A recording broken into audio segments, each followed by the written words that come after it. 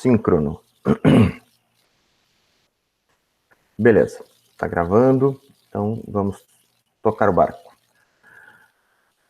Senhoras, senhoritas que estão na sala,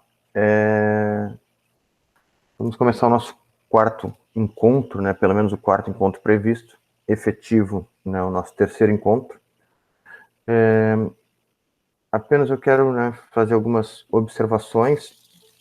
Semana passada, né, como eu já havia previamente informado e depois ratifiquei, nós não tivemos o encontro síncrono, né, por uma questão técnica, né, eu não estava em casa e onde eu estava o sinal era absolutamente terrível. Então, como eu já tinha avisado, né, poderia não acontecer, e eu deixei ali nos avisos do Moodle, espero que todo mundo tenha se dado conta antes, né, para não ter precisado acordar cedinho na última terça-feira. Queria desejar a todos um ótimo 2021, né, que a gente tenha um ano bem produtivo, mas que antes de começar a produzir para 2021 mesmo, a gente tenha férias bem legais. E aí, sobre a organização do nosso tempo, que eu quero conversar com vocês. Esse é o nosso último encontro de conteúdo, né? Na semana que vem, fica destinado àquelas pessoas que não conseguirem atingir a nota na nossa avaliação. A nossa avaliação vai ser dada durante esta semana. Então, logo após nós terminarmos esse encontro, eu vou subir uma atividade, que é uma atividade bastante simples, que consiste em observar, né, em assistir uma webconferência que eu fiz, um webinar que eu fiz com um empreendedor aqui de Pelotas, chamado Samuel Ongarato, e observar e fazer alguns comentários sobre ela. Eu mando um roteiro, e no caso de dúvida, vocês sabem que nós temos, por isso que eu vou fazer logo em seguida da nossa aula, nós temos um horário para tirar dúvidas, e também eu sempre fico à disposição pelo Moodle. Essa vai ser a nossa única atividade avaliativa. Então, essa atividade avaliativa vai ser realizada durante essa semana. Vocês terão até domingo de manhã para me mandar. Perdão, até segunda pela manhã para me mandar. E eu vou fazer a avaliação dela, enfim, e lançar a nota na segunda-feira pela manhã. Aqueles que não atingirem têm direito a uma reavaliação, como na atividade normal presencial, que a gente tem normalmente no Instituto. Então, apenas estarão convidados a participar da aula da semana que vem aqueles que não atingirem esta nota, tá bem? Aí, para estes, eu vou fazer uma atividade, vou propor uma atividade de recuperação de nota. Ok? Então, dos 5 encontros síncronos, o último da semana que vem é previsto para reavaliação, certo? Para explicação da reavaliação e apresentação das notas de vocês, tá? Então, esse é o nosso último encontro de conteúdo, certo? Então, acabou que nós teríamos 4 encontros de conteúdo, em virtude de não termos tido semana passada, eu já deixei um material para vocês. Nós vamos comentar sobre esse material hoje, e aí então nós vamos recuperar o período da semana passada, vão ficar 4 encontros de conteúdo, tá? Sendo que destes, apenas 3 foram síncronos. Resta alguma dúvida sobre isso? Vocês gostariam de me perguntar algo sobre isso? A nota desta APNP é composta de apenas uma avaliação, e tomara que não, mas se necessário, uma reavaliação. Restam dúvidas? Algo? Mais ou menos? Sim, talvez. Concordo, não concordo, Diego? Acho que é legal, acho que não é legal.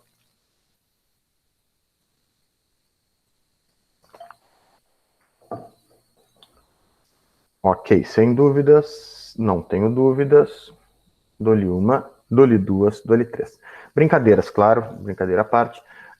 Se tiver alguma dúvida, nós temos o nosso horário, né, de tira dúvidas, assim, que também é um horário assim, síncrono, né, que é hoje, às 11 horas. Se também pintarem dúvidas sobre avaliação, mandem pelas mensagens do Moodle tranquilamente.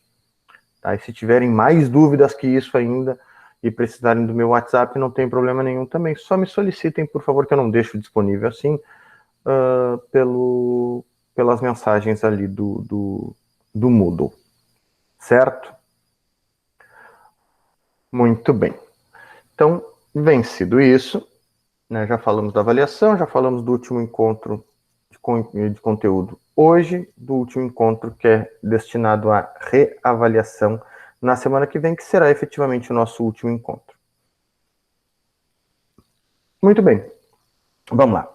O que nós falamos, né, nas semanas anteriores? Nós falamos especificamente sobre o assunto empreendedorismo. Assunto empreendedorismo que trata, né, é o estudo do empreendedor.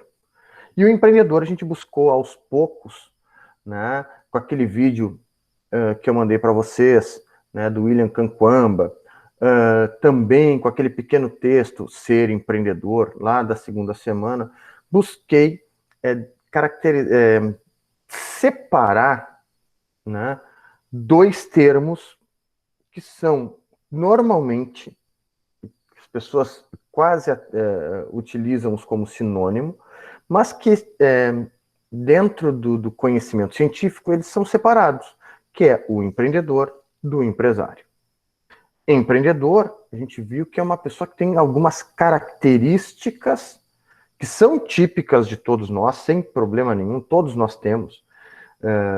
Todos nós estabelecemos de alguma forma metas, todos nós buscamos informações, todos nós estabelecemos redes de contatos, todos nós monitoramos os nossos projetos, os nossos objetivos. Só que uns mais e outros menos. Aqueles que fazem isso de forma sistemática, de uma forma mais presente no cotidiano, na sua vida, e de uma forma mais profunda, são reconhecidos como empreendedores.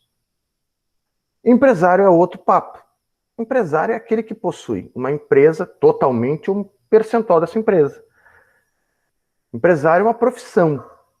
Empreendedor, para Fernando Dolabella, autor deste livro, por exemplo, Pedagogia Empreendedora, é um estado de espírito. É uma forma, e segundo o José Dornelas, este outro autor, que eu deixei o link do vídeo semana passada para vocês, é uma forma de ver o mundo. Tá? E aí, então, eu fiz uma pequena coletânea, principalmente desses três livros aqui, né? Empreendedorismo transformando ideias em negócios, Pedagogia Empreendedora, do Fernando Dolabella, o primeiro do José Dornelas, e Empreendedor, do Ronald Degen. Fiz uma pequena coletânea e montei um material para vocês que trata do empreendedor e do empreendedorismo desde os seus primórdios. E aí esse material eu deixei para vocês na semana passada. E eu vou projetá-lo agora para a gente dar uma conversada sobre ele.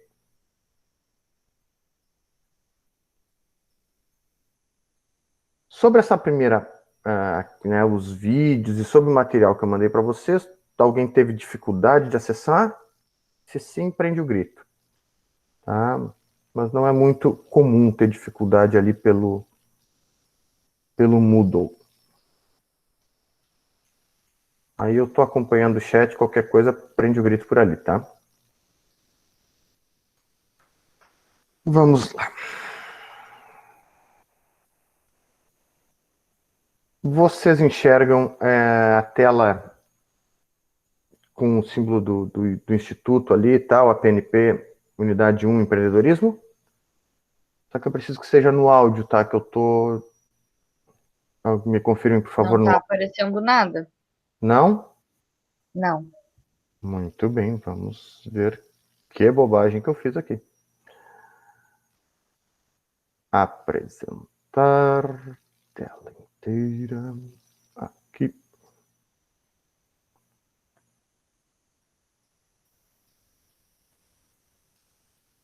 Aqui.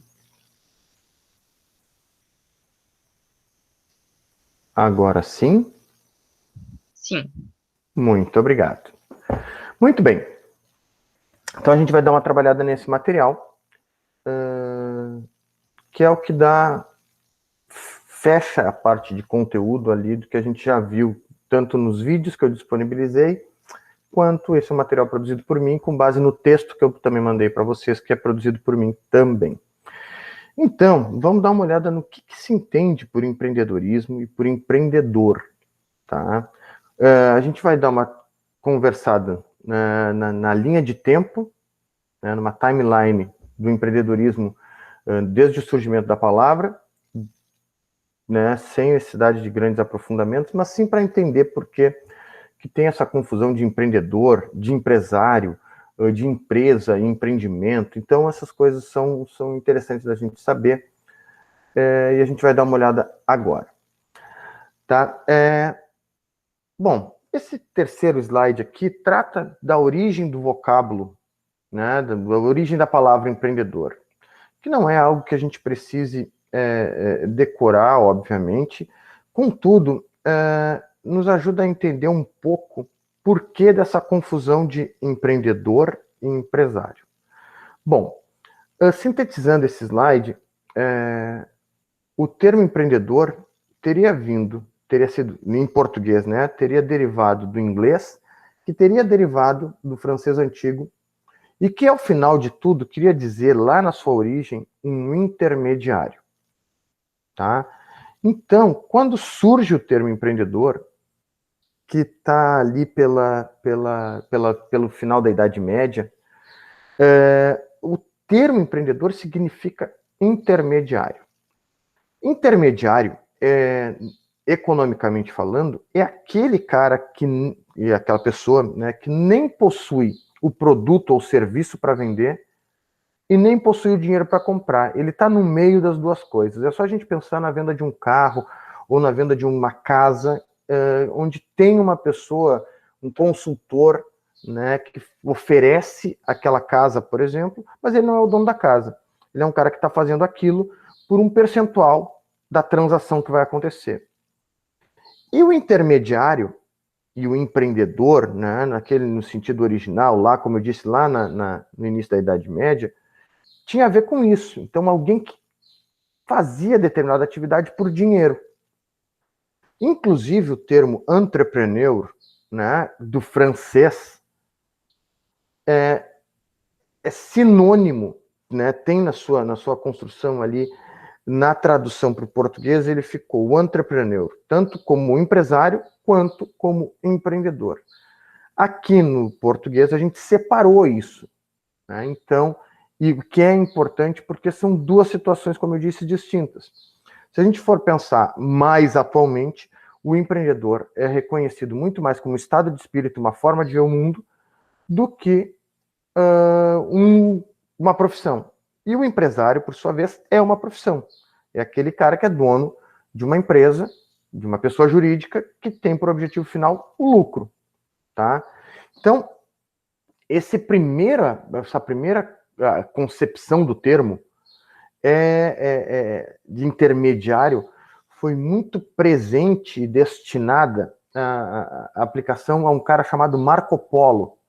Já ouviram falar nesse rapaz? Este rapaz aqui, bonitão.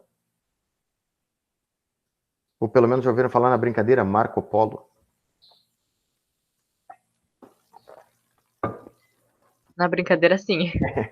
Sabe que a brincadeira tem tudo a ver com, né, com Marco Polo, que foi um veneziano, né, que para alguns caras foi um desbravador, um cara com um quê de heróico, inclusive, e para outros caras ele era um excêntrico, um maluco, assim, né, cara, que se arriscou muito, mas fato é que ele foi muito importante para a economia e para a história do mundo.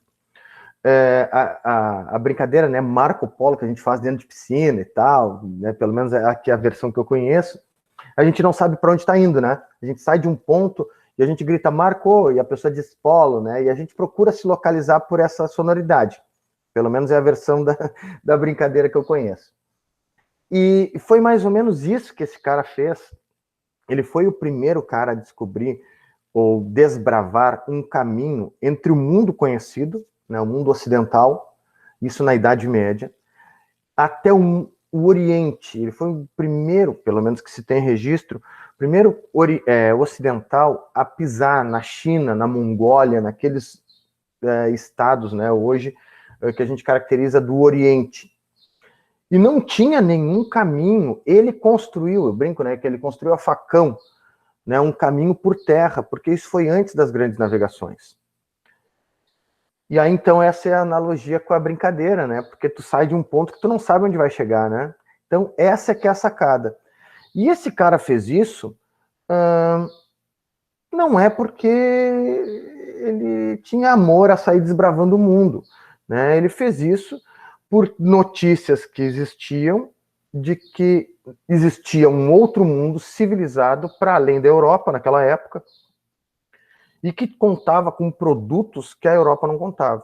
Então, Marco Polo, nas suas expedições, ele desbrava e chega até a China, a Mongólia e esses países orientais, e lá ele se depara com uma série de produtos que não tinha na Europa, como porcelanas maravilhosas, seda. Seda foi algo, né, que chamou muita atenção. Cravo, né, iguarias, né, temperos que não existiam na Europa, além da pólvora, que também, né, não existia e surgiu na China. Então, o que esse cara se deu conta? Puxa vida, tia, de onde eu tô vindo, tem uma galera que tem um monte de dinheiro. E eles vão estar interessados nesses produtos novos. E aqui, o pessoal vai querer vender para outros lugares para além do que já vende hoje, porque aumenta as vendas deles. E esse cara começou a transacionar, o Marco Polo começou a transacionar produtos de um lugar, levando para o outro em troca de dinheiro. Então ele se tornou um intermediário e o sinônimo de empreendedor para lá para o início da aplicação da palavra, lá na Idade Média. Então, por que ele fazia isso? Por amor ao comércio e à economia? Claro que não. Ele fazia isso em troca de dinheiro. E aí começa essa confusão meio maluca. Puxa vida, mas empreendedor é alguém que faz por dinheiro ou alguém que sonha e busca realizar o sonho? Bom, inicialmente lá o empreendedor, e aí como eu disse, a gente está falando isso no final da Idade Média, o empreendedor é aquele cara que faz suas atividades por dinheiro, certo? Aqui eu tenho ou algumas outras aplicações, outros sinônimos que foram utilizados para empreendedor desde o final da Idade Média até os tempos de hoje. Mas eu resolvi simplificar isso e fazer uma timeline aqui do empreendedor, uma linha do tempo da aplicação do termo empreendedor. Vocês visualizam ela bem aí? Talvez para celular possa ficar um pequenininho, mas eu tentei fazer visível. Que aí vai sintetizar esses 5 slides anteriores.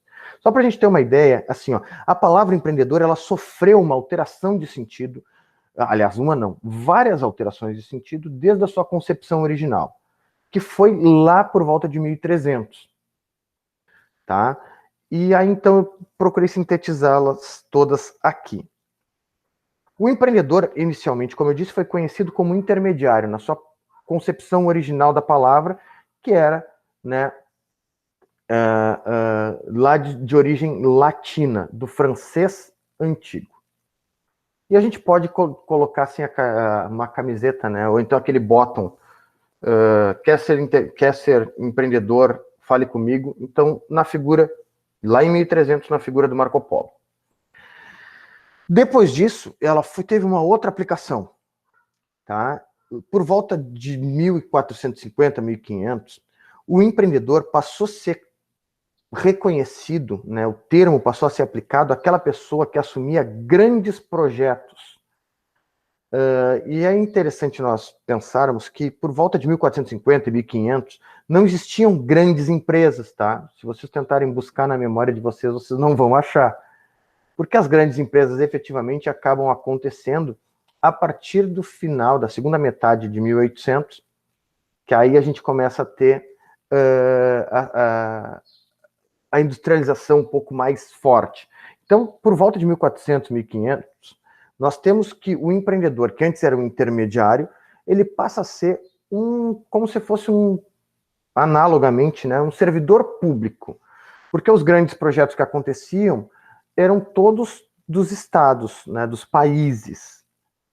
Depois disso, né, entre 1600 e 1699, ali, no século XVII, tu já tem uma figura do empreendedor como alguém que é contratado para fazer atividades que o Estado precisa, né, que os países precisam, mas essa pessoa assume riscos. Ela é contratada para fazer grandes projetos, mas se o projeto der errado, ela é paga antecipadamente por um preço fixo, e se o projeto der errado, o prejuízo é todo dele e não do Estado.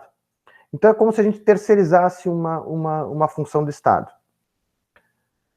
Depois disso, nós temos em 1700 o surgimento no século XVIII, perdão, o surgimento do nosso sistema econômico vigente até hoje, na grande maioria do mundo, que é qual é o sistema econômico vigente no mundo hoje? Que uma galera critica, enfim, outros não criticam, outros são apaixonados. O capitalismo. O capitalismo surge em 1800. E com ele, ou aliás, por conta da existência de uma nova classe de pessoas, os burgueses, né? Quem são esses burgueses? Antigos camponeses vinculados aos feudos. Estes feudos, muitos deles, né? Então a gente está no regime feudalista.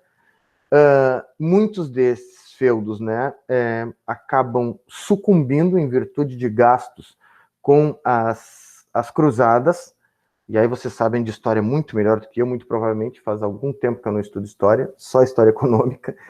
E aí, então, surge essa nova classe, né? Porque os burgueses eram pessoas que eram antigos camponeses, que tinham algumas aptidões e que começaram a produzir o que sabiam produzir no quintalzinho da sua casa, em pequenas oficinas, né, de forma artesanal, e começaram a transacionar.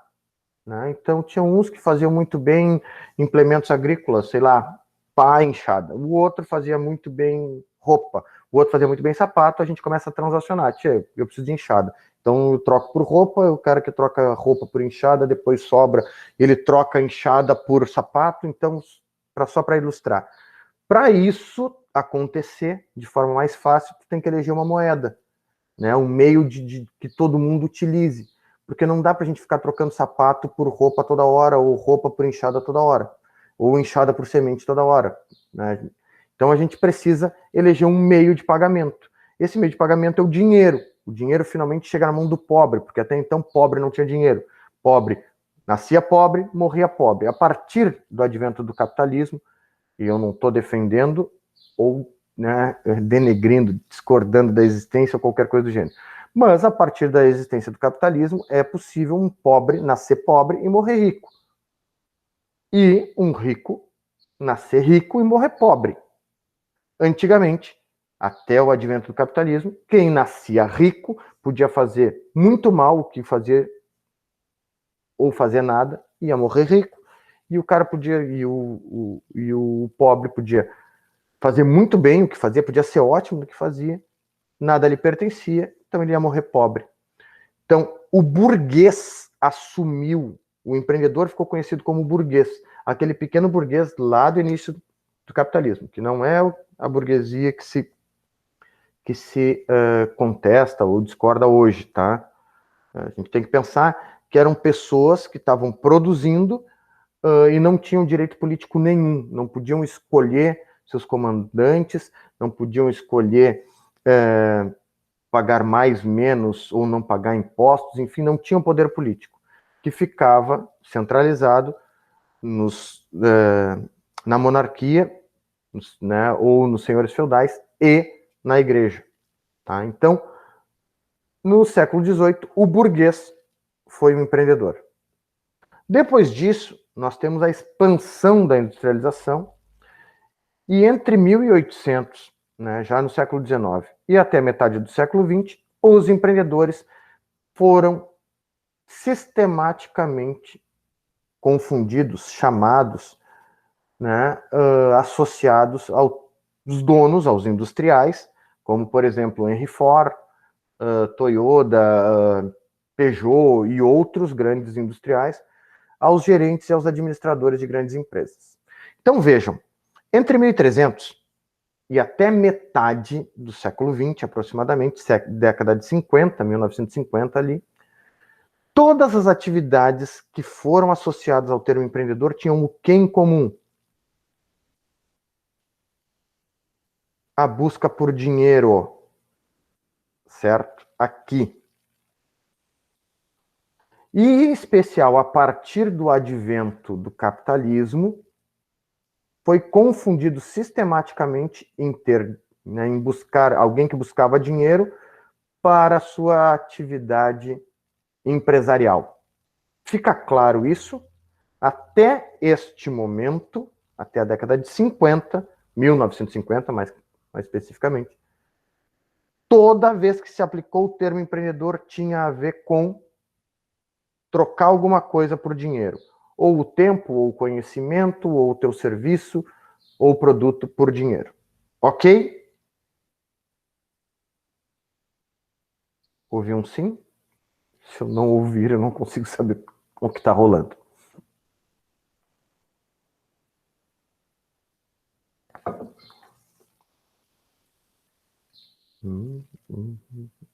Estão aí, senhores? Ouvi um sim, deixa eu ver. Na brincadeira, sim, kkk, não.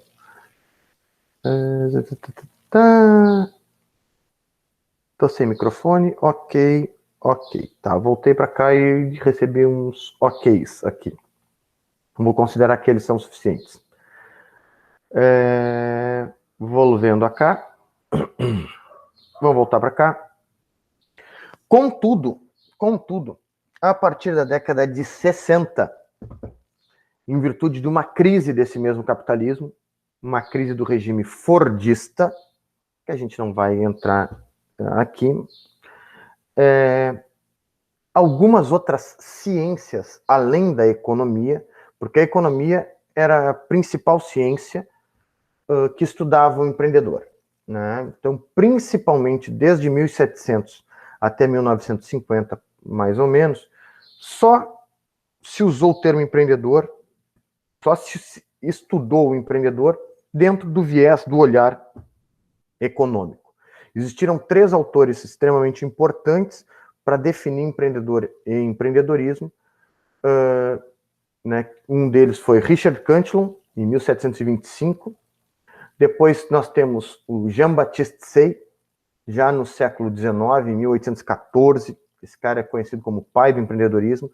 E já no século XX, nós temos um outro economista chamado Joseph Schumpeter, que é um austríaco, que é também um economista dos mais importantes quando se refere empreendedor a desenvolvimento econômico. Contudo, a partir da década de 60, outras ciências passam a se interessar por esse cara que gerava desenvolvimento econômico até essa crise acontecer. E quando essa crise acontece, essa crise do regime fordista, a psicologia, sociologia, a antropologia, sem falar na administração, e outras ciências, começam a se interessar para entender, afinal, né, por que esse cara, que até então conseguia gerar desenvolvimento para o mundo, gerando emprego, renda e tal, não está conseguindo fazer isso agora? E afinal, quem é esse cara? E aí, um dos autores mais importantes que tem a ver com empreendedorismo em outra linha que não a econômica é um cara chamado David McClelland, que é um americano, um psicólogo que desde a década de 60 começa a estudar o perfil comportamental humano. Ele é um behaviorista, ele é um comportamentalista, um estudioso do comportamento humano. E aí, a partir dos estudos dele, como eu disse, da década de 60, começa a se enxergar um empreendedor de uma outra forma, muito menos como um homo economicus, podemos dizer assim, né? Alguém que existe para ir atrás de lucro, e muito mais como alguém que existe para perseguir o seu sonho. E que esse sonho, ele pode ser, sim, ser um empresário de sucesso, mas ele pode ser também ser um empreendedor social, alguém que tem um compromisso com a sociedade, né? Muito mais do que algo exigido dele, mas sim uma vontade dele. Eu posso ter um empreendedor que é um empregado, né? Um colaborador dentro de uma empresa, mas é um cara diferenciado. Eu posso ter um aluno que é empreendedor, eu posso ter um professor empreendedor. Então, o empreendedor, a partir da década de 60, 1960, tem muito mais a ver com esse conceito que está ali, que não tem mais a ver com dinheiro e tem a ver com transformar sonho em realidade. E aí, deste jeito, a gente andou 700 anos, mais ou menos, variando ali com 6 aplicações do termo empreendedor. Dessa forma, a gente cumpre essa parte ali e tal, e vamos avançando um pouquinho mais para questões conceituais. Antigamente, esse cara chamado Jean-Baptiste Say, que eu falei, né, que é o pai do empreendedorismo, conhecido, né, como pai do empreendedorismo, no século XVIII, ele vai associar o empreendedor sempre ao desenvolvimento econômico, à inovação, a aproveitar negócios. Depois disso, como eu disse também, o Joseph Schumpeter, ele vai definir que o empreendedor, na visão dele, claro, né, tudo é contestável, né? Na visão dele, o empreendedor é aquele cara que vai gerar desenvolvimento econômico porque ele é um cara inovador. Então, ele busca introduzir novos produtos e processos, criar novas combinações, novas formas de negócio, e isso é que vai gerar o desenvolvimento econômico. E por isso, então, desde, como eu disse, né, desde o advento do capitalismo, o empreendedor tem muito mais a ver com a figura do empresário. Então, nesses 2 conceitos que eu trago para vocês, do Joseph Schumpeter, já no século XX, e do Jean-Baptiste Say, no século XIX, aqui a gente já vê essa aproximação muito grande, quase como um sinônimo. Empresário é igual a empreendedor para eles até esse momento. Contudo, também, como eu disse, a partir da metade do século XX, outras ciências passam a se interessar pelo assunto. E o cara que mais contribui é esse David McClelland, que estuda o comportamento empreendedor já a partir de 1960. Tá? Sua primeira obra, pelo menos a primeira obra que eu tenho acesso, é em 1961. Tá? E ele estuda exatamente o perfil das pessoas que estão à frente de grandes empresas. E uma das grandes descobertas que era na contramão do que as pessoas imaginavam é o seguinte: as pessoas estavam à frente de grandes empresas ou de grandes projetos para se realizar, e muito menos tendo como objetivo efetivamente abrir negócio. Então, as pessoas procuram estar à frente de negócios porque elas querem realizar um sonho. Isso é o que, né, nesse estudo dele foi constatado. E muito menos é aquilo de tu ter empresa para tu ter lucro. Obviamente, existem pessoas que vão, né, dormir e acordar pensando no lucro, o que para mim também não há nenhum pecado, muito embora aí vai depender da relação moral e ética que tu vais ter para a consecução desse lucro. Mas, a partir, né, principalmente dos estudos da psicologia, foi possível conceber isso que está a partir do slide 15. O conceito, ele migra, o empreendedor migra da empresa para todos os demais setores. Porque se empreendedor tem a ver com o estado de espírito, com uma forma de ver o mundo, como foi lá o caso do William Canquamba no vídeo que eu mandei para vocês, né? Como é também defendido pelo próprio José Dornelas no vídeo da última semana que eu mandei para vocês. Então, o empreendedor ele pode estar dentro da empresa como um servidor, como um colaborador, sem problema nenhum. A este nós damos o nome, né, a terminologia de intraempreendedor ou empreendedor corporativo, que é aquele cara que vai, né, que é comprometido com a sua profissão, com o seu serviço, com a sua atuação dentro da empresa e que busca melhorar os resultados para a empresa de uma forma, obviamente, né, como consequência de um comprometimento acima da média, de persistência, de estabelecimento de metas, de ser alguém bem informado. Então, o empreendedor ele pode ser um empregado, ele pode ser alguém, né, do governo, ou dos governos, do Estado, né, ou do terceiro setor, de ONGs, de OCIPs, por exemplo. Os empreendedores podem estar, né, como pesquisadores. O trabalho do pesquisador tem muito a ver com o do empreendedor, porque muitas vezes tu tem um objetivo, mas tu sai de um lugar para chegar em outro no final da pesquisa e que efetivamente tu não conhece, tu não sabe, tu não tem como antever todo o trajeto que tu vai fazer. Os empreendedores podem sim ser empresários, não há dúvida disso, principalmente os micro e pequenos empresários no Brasil. O cara tem que ser meio super-herói, porque nós temos a maior taxa tributária de pessoa jurídica do mundo e o maior spread bancário do mundo, ou seja, o custo do dinheiro para a empresa no Brasil, principalmente para as micro e pequenas empresas, é gigante. Nós podemos ter empreendedores no ensino, nós podemos ter alunos empreendedores, por quê? Porque aluno. Porque empreendedor tem a ver com o estado de espírito, tem a ver com como é que tu enxerga o mundo.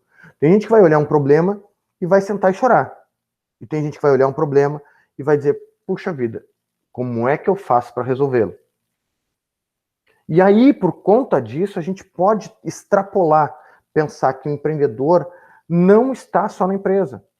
O empreendedor está no social, como esse conceito que eu trago do José Dornelas, né? Que é quem é o empreendedor social? É aquele cara que pensa em construir um mundo melhor. Ah, Diego, isso não existe? Claro que existe. Quantos projetos sociais a gente tem aqui em Pelotas, por exemplo, de pessoas que, inclusive, além de investir seu tempo, seu conhecimento, sua rede de contatos, investem seu próprio dinheiro em prol da melhoria do estado de vida de outros. Né? Então, uma das partes mais importantes que eu acho, eu sempre friso ali, ó, é alguém que não tem como objetivo ganhar dinheiro. Tá aqui, ó, a partir daqui. Prefere compartilhar seus recursos e contribuir para o desenvolvimento de pessoas. Né? A partir de sair esse conceito de dentro da empresa, nós podemos ter um empreendedor coletivo, que é alguém que busca conduzir a sustentabilidade da sua comunidade, região, estado, país. Então, por fim, né, para a gente chegar em conceitos mais atuais, eu trouxe 3 conceitos que são aplicáveis hoje, né, para empreendedor. Um do Jacques Fillion, que é um canadense, então eu trago um conceito internacional, né, ou seja, concebido, né, melhor dizendo, fora do Brasil, e outros 2 conceitos que são aqui nacionais, de autores que eu sigo. Tá? O Jacques Fillion é autor de uma teoria chamada teoria visionária, e ele vai dizer que empreendedor é alguém que concebe, desenvolve e realiza visões. Veja que visão não tem nada a ver com negócio. Visão pode ser eu me formar em DINT e ED. Visão pode ser eu aprovar na PNP de empreendedorismo. Então vai depender do que faz sentido para cada um de nós. É alguém que concebe, desenvolve e realiza visões. Não é alguém que fica preso só no abstrato. Ah, eu tenho a ideia, tenho uma ótima ideia. Mas uma ótima ideia não resolve problemas. Agora, se eu tiver uma ótima ideia, testar essa ideia, desenvolver e colocar para rodar, bueno, aí eu posso ter a resolução desse problema. Segundo Dornelas, né, empreendedor é alguém que faz acontecer, se antecipa aos fatos, ou seja, é proativo e tem uma visão futura da organização. Por organização, não confundam, tá? Empresa como organização. Toda empresa é uma organização, mas o Instituto Federal Sul-Rio-Grandense, por exemplo, não é uma empresa e é uma organização. A família é uma empresa e não é uma organização. Perdão, é uma organização e não é uma empresa. Tá? Então, nesse conceito do José Dornelas, é alguém que busca realizar e é proativo. E o que eu mais gosto, para terminar o nosso encontro de hoje, é esse, que é bem facilzinho, que é do Fernando Dolabella, e ele vai dizer que empreendedor em qualquer área, ele já é mais direto, em qualquer área, não é só na área empresarial. É alguém que sonha e busca transformar o sonho em realidade. E isso traz a figura do empreendedor para nós, para qualquer ser humano típico. Né? Eu, vocês, os pais, as mães e a galera em geral. Ou seja, empreendedor é alguém que sonha e busca transformar o sonho em realidade. Estes são os conceitos que nós devemos, que eu sugiro, né, que passemos a aplicar a partir da nossa conclusão da APNP de Gestão e Empreendedorismo. Então, alguma dúvida? Algum questionamento?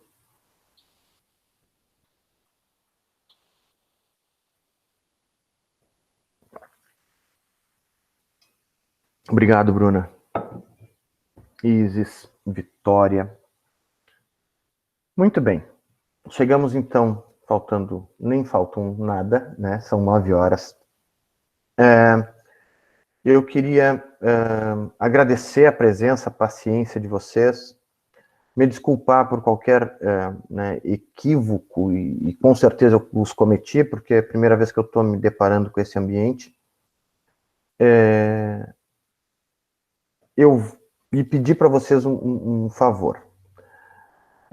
Lá na semana que vem, já depois que eu tiver passado as notas, né, para ninguém ficar temeroso, eu vou criar um fórum, convido vocês a participar, para que vocês me deem dicas, feedbacks das impressões que tiveram sobre a PNP, porque eu estou começando a planejar a do semestre que vem, e vocês muito provavelmente sejam meus alunos novamente, né, porque a gente vai terminar a PNP com as unidades 2 e 3, me parece, tá?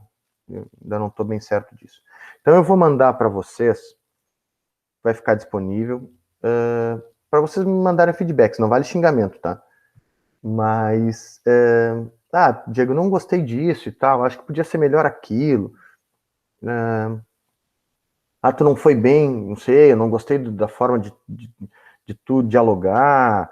Então, qualquer coisa assim, qualquer crítica construtiva vai ser muito bem-vinda, tá? Porque é como se eu estivesse aqui oferecendo meu produto no mercado, meu serviço, e vocês são os meus clientes. Então, é muito necessário que eu saiba as impressões de vocês, né? Para buscar melhorar mesmo, né? Então, não tenham receios em fazer críticas, claro, né? De bom tom, né? Porque eu também, minimamente, eu tenho certeza que procurei ser respeitoso e educado com vocês. Tá? Então, os convido a participar desse fórum, mesmo aqueles que não tiverem necessidade de reavaliação, que eu vou disponibilizar no nosso Moodle na semana que vem. Certo?